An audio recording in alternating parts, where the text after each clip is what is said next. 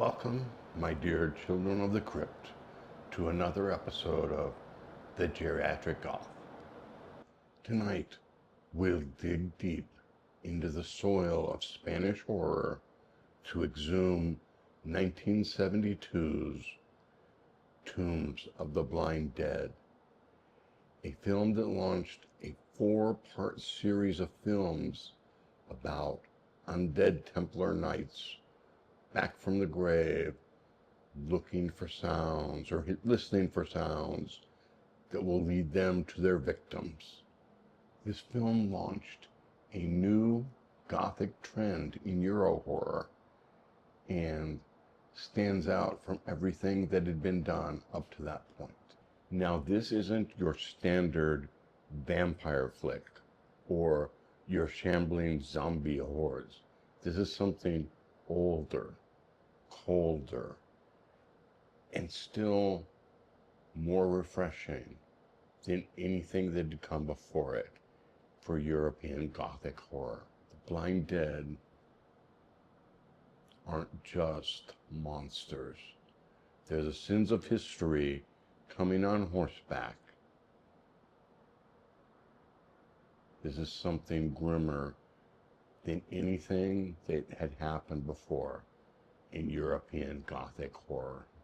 Released in 1972 and directed by Armando de Osorio, Tombs of the Blind Dead rides in on the grim coattails of the European Gothic horror.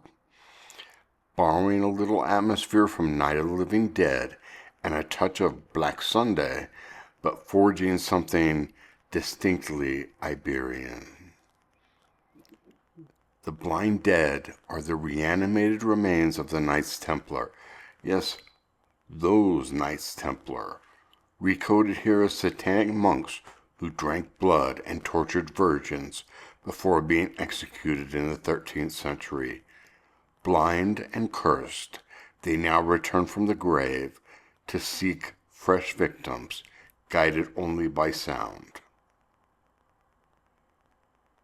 What's remarkable is how the film's pacing feels like a half-remembered nightmare. The camera lingers, the silence builds, and then hoofbeats, slow, inevitable, death on horseback. Let's address the elephant in the crypt. This film is slow, glacial even, but that's part of what makes it work so well. This is a mood piece, thick with dread and decay, and the clattering of skeletal horse hooves. The performances are serviceable, the dialogue sparse, and the dubbing ranges from serviceable to so bad it's good. But the atmosphere and the skeletal figures haunting the castle and dealing death, chef's kiss. If the chef was a moldering zombie. The real stars are those hooded revenants, a cross between a mummy and a scarecrow, wearing hoods and creeping through the night, riding horses to chase down their victims. This is amazing. These aren't just monsters. They are icons. But yes, this is dated. The gender politics are retrograde, no doubt. This feels like a Euro sleaze trash film mixed with a horror film. But this film's commitment to its own weird mythos really makes it work. One of the most haunting sequences comes early. A woman abandoned in the countryside is stalked by the Templars, their skeletal horses galloping slow motion across the plain. The monastery scenes are gorgeously rotted, sun-bleached bones, crumbling stone, and the dusty weight of centuries pressing down. Another standout is the train finale. It's gory, yes, but also strangely beautiful. Horror and history colliding in a steel coffin on rails. And who can forget the ritual flashback? Burning Templars, screaming sacrifices is pure Gothic pulp. Tombs of the Blind Dead is the kind of film that crawls under your skin, not with jump scares,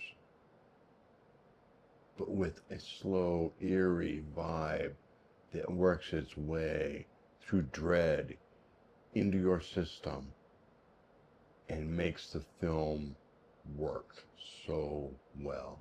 Let's give this film the old Geriatric Goth breakdown. Atmosphere, 9 of 10.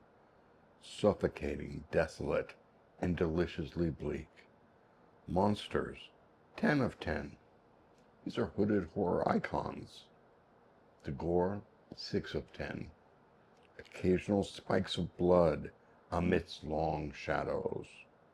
Legacy, 8 of 10. This inspired 3 sequels and countless nightmares. Tombs of the Blind Dead is a fog-drenched missive of malice.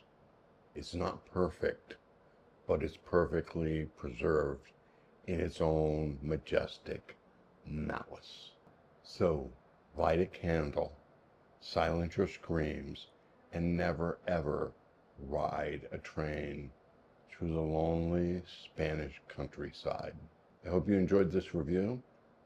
If you've watched The Blind Dead or any of its sequels, leave a comment down below. Please like and subscribe to the channel. Trying to grow, and we're getting there, but need a little bit of help. So if you want to share this review, please share it, but make sure that you are subscribed and that you like it. And like I said, leave a comment below.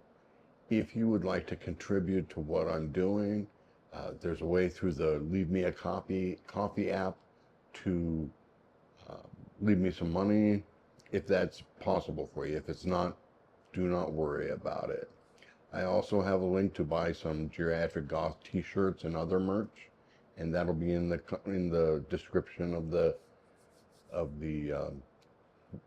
video. Anyway, thank you for tuning in. Come back again to watch another episode of the Geriatric Goth, and there should be a link somewhere around here, maybe there, to another one of my videos. Have a good day. Thank you.